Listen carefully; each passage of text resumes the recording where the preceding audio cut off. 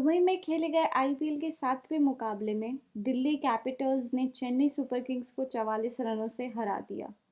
Delhi Capitals ने Chennai super Kings को 174 रनों का लक्ष्य दिया था।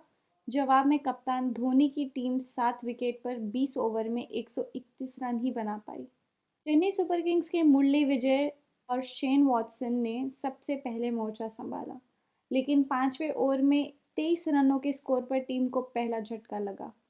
शेन वॉटसन ने 16 गेंदों पर सिर्फ 14 रन ही बनाए और अक्षर पटेल की गेंद पर सिमरन हेटमायर को कैच दे बैठे। अब बारी थी फाफ दु प्लेसी की, जिन्होंने पिच पर आते ही चौका जड़कर मुरली विजय का मनोबल बढ़ाने की कोशिश की, लेकिन मुरली विजय पिच पर ज़्यादा देर टिक नहीं पाए और 6वें ओवर में एनरिच नॉर्जे की गेंद पर सिमरन हेटमायर के हाथों कैच आउट हो गए। अब पिच के एक छोर पर फाफ दु प्लेसी थे और दूसरे छोर पर नए बल्लेबाज ऋतुराज गायकवाड़। ऋतुराज गायकवाड़ 10वें ओवर में 10 गेंदों पर 5 रन बनाकर रन आउट हो गए। अब तक 17 गेंदों पर 17 रन बनाकर फाफ दु प्लेसी पिच पर टिके हुए थे।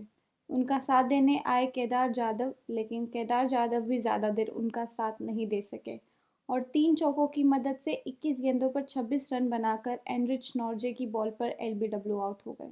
16 ओवर में 4 विकेट के नुकसान के बाद टीम का कुल स्कोर था 98 रन। इसके बाद बारी आई कप्तान धोनी की, जिन पर सबकी नज़र टिकी हुई थी।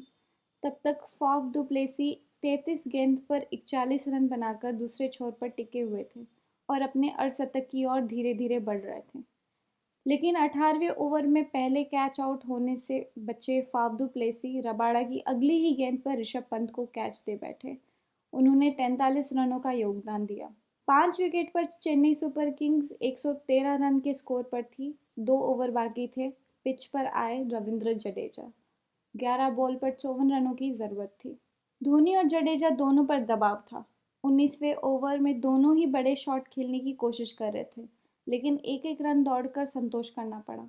आखिरी ओवर में भी दोनों की कोशिश नाकाम हुई। पहली 2 गेंदों पर 3 रन दौड़कर बने। रबाडा की तीसरी गेंद पर धोनी विकेट कीपर के हाथ में कैच दे बैठे। आखिरी गेंद में दिल्ली कैपिटल्स के पक्ष में गई, जिस पर जडेजा रबाडा की गेंद पर अपना कैच अमित मिश्रा के हाथ में दे बैठे। इस प्रकार दिल्ली कैपिटल्स ने चेन्नई सुपर किंग्स को 44 रनों से हरा दिया। बात करें पहली पारी की, तो चेन्नई सुपर किंग्स के कप्तान महेंद्र सिंह धोनी ने टॉस जीतकर पहले बल्लेबाजी न करने का फैसला किया। दिल्ली कैपिटल्स ने सधी हुई शुरुआत की। पृथ्वी शॉ और शिखर धवन ने आशा की कि अनुरूप उम्दा तालमेल दिखाते हुए तेजी से रन बटोरे। पृथ्वी शॉ अपने अर्धशतक पूरा कर चुके थे, जबकि शिखर धवन अर्धशतक से 15 रन दूर थे।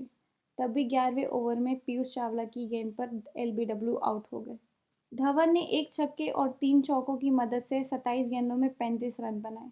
94 रन पर 1 विकेट गिरने के बाद दिल्ली कैपिटल्स का स्कोर बढ़ाने के लिए ऋषभ पंत पिच पर आए। इस बीच पृथ्वी शॉ ने रन बनाने का सिलसिला जारी रखा, लेकिन 13वें ओवर में पीयूष चावला की गेंद पर विकेट के पीछे डटे धोनी ने उन्हें स्टंप आउट कर दिया। पृथ्वी शॉ ने 1 छक्का 9 चौकों की मदद से 43 गेंदों पर 64 रन बनाए। दूसरे विकेट के नुकसान पर दिल्ली कैपिटल्स का स्कोर था 103 रन। पृथ्वी शॉ के जाने के बाद पिच पर ऋषभ पंत का हौसला बढ़ाने आए श्रेयस अय्यर। दोनों मिलकर टीम का स्कोर बढ़ा रहे थे, लेकिन श्रेयस अय्यर 19वें ओवर में सैम कुरन की गेंद पर धोनी को कैच दे बैठे।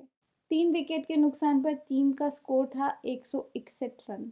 अगले बल्लेबाज थे मार्कस स्टोइनिस, जिन्होंने 3 गेंद पर 5 रनों का योगदान दिया।